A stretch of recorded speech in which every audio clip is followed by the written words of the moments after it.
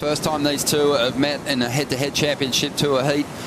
Ryan Callinan from Newcastle, Australia, and Leonardo Fioravanti from Italy.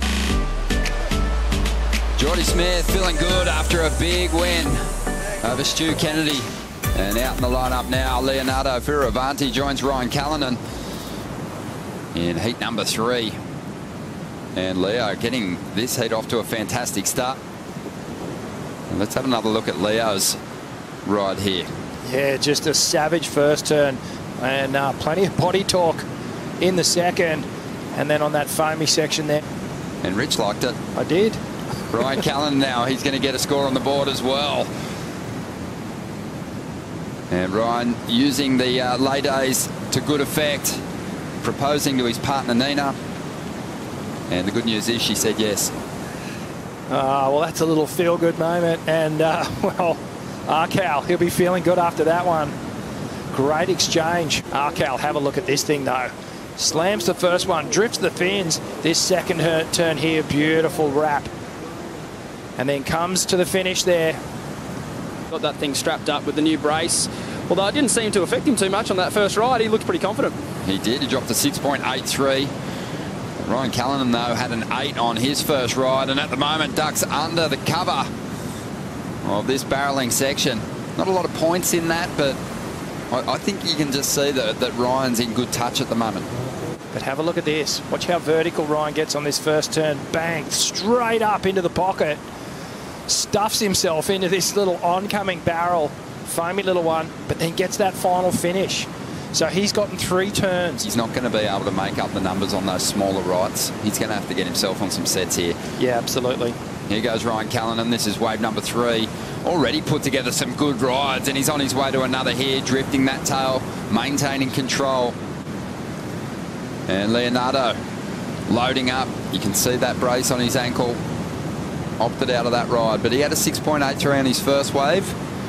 That'll keep him in the hunt here. Luke Egan here, and he was just talking about what Julian's on. He's been keeping this board on ice heavily. Yeah, looking sharp. We'll want to learn a bit more about that equipment as we see Ryan Callinan there.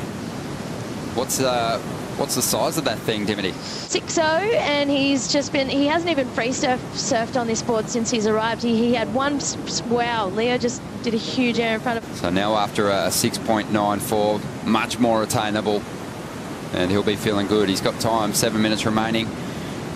As we see Leonardo loading up on the inside here. What's he going to do for us? Just can't find a steep enough section to launch off. Tricky little ride. Like he's trying to set himself for the right-hander. 1 minute to go. Oh, he lets the first one go. Ryan Callinan picks up on this wave, and it's a good-looking wall. Big first carve. Drives up into the foam. More of a vertical approach. Lines up the inside section. Oh. And it just kind of grabbed the tail of his board, and he went down awkwardly. Where was Wade Carmichael on that left-hander? That could have been the wave he needed. Preparation of a CT. As we see Ryan Callinan now, he's looking to unload that 5-point backup ride, Joe. Ooh. Snap towards the end of that wave, and he's down. So a couple of Meriwether Beach locals in the lineup together, but in different heats. Remember, Siblick and Arcal had the heat together. And looking like he wants to ramp up. Big bottom turn, tail high reverse over the roof of that wave, and stomps it super clean. Now, Arcal, it's one big turn, one big move to the air, Joe. Technically, he's happy with it. So flexible. Now, an answer from Leo. Fioravanti into his second move, throwing some water. Looking strong off the bottom, a power hack to finish. Leo feeling good after that one, Bugs. Yeah, strong ride by Leo. He really needed to put his foot to the pedal on that one. On the leaderboard, let's take another look. Yeah, Leo went straight into this one aggressively.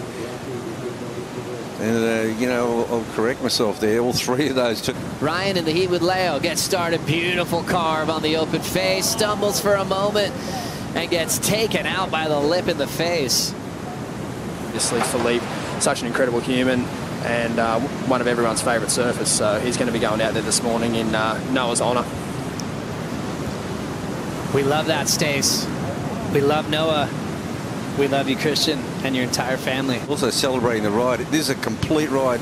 He showed on his first wave, his first backhand attempt, how solid he was. And this one here, this third turn, Joe, bang, 12 o'clock.